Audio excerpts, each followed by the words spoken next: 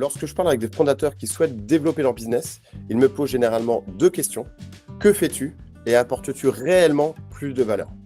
En tant qu'operating partner, à mon compte, je me concentre sur trois dimensions clés. Les talents à desk et le recrutement, la machine de vente et la structuration des équipes, l'org.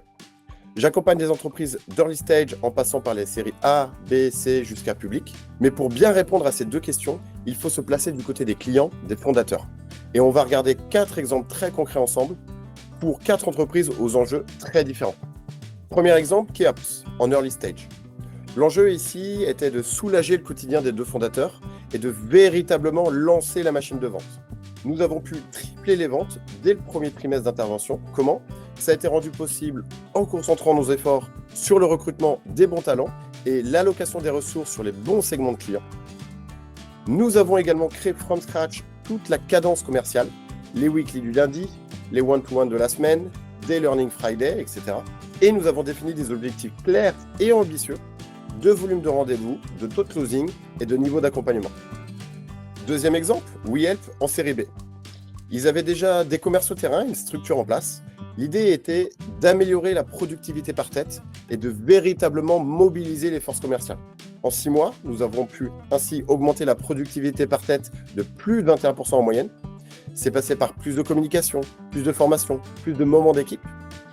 Nous avons aussi réalisé un diagnostic sur les managers en place et nous avons pivoté lorsque nécessaire. Et enfin, il a fallu créer de nouveaux dashboards de suivi qui aidaient concrètement les field sales, ainsi qu'améliorer la prédictibilité du business pour le codir.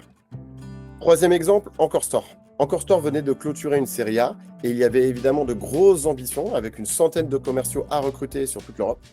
Scaler et industrialiser la machine commerciale et il fallait maximiser le pourcentage de la population qui atteindrait la target. J'étais à l'époque en charge de créer et d'animer le tout premier onboarding programme pour tout IMIA. J'ai déjà eu l'occasion d'en parler à différents endroits sur des podcasts, des webinaires, si vous voulez en savoir plus. Nous avons formé la vingtaine de managers sur une méthodologie de coaching et de partage de feedback auprès de leurs équipes, ce qui a permis d'atteindre jusqu'à 44% de quota achievement supplémentaires. Et j'ai eu le privilège de créer et d'animer des Encore Store Awards tous les trimestres, un moment unique pour réunir toutes les équipes sales à travers l'Europe, récompenser les bonnes pratiques, la collaboration, la culture et les performances. Quatrième et dernier exemple, Criteo, côté au Nasdaq. La question posée ici était comment continuer à scaler le business tout en offrant la meilleure expérience client possible. Et bien pour ce faire, nous avons créé et j'ai eu l'opportunité de manager une toute nouvelle équipe appelée Accelerate IMEA qui existe toujours. Cette équipe a pour objectif de permettre aux plus petits clients de s'armer face aux géants tout en développant toute une batterie d'outils automatisés pour que ces mêmes clients et les équipes Criteo puissent gagner en autonomie et en efficacité. Pour conclure, je rajouterai qu'être operating partner, ce n'est pas travailler de manière isolée, c'est tout l'inverse. On s'inspire beaucoup des équipes en place et d'ailleurs on compte sur elles pour nous remonter les informations, partager leur feedback et co-construire la roadmap. En tant qu'operating partner, je souhaite que les talents et l'entreprise puissent prospérer.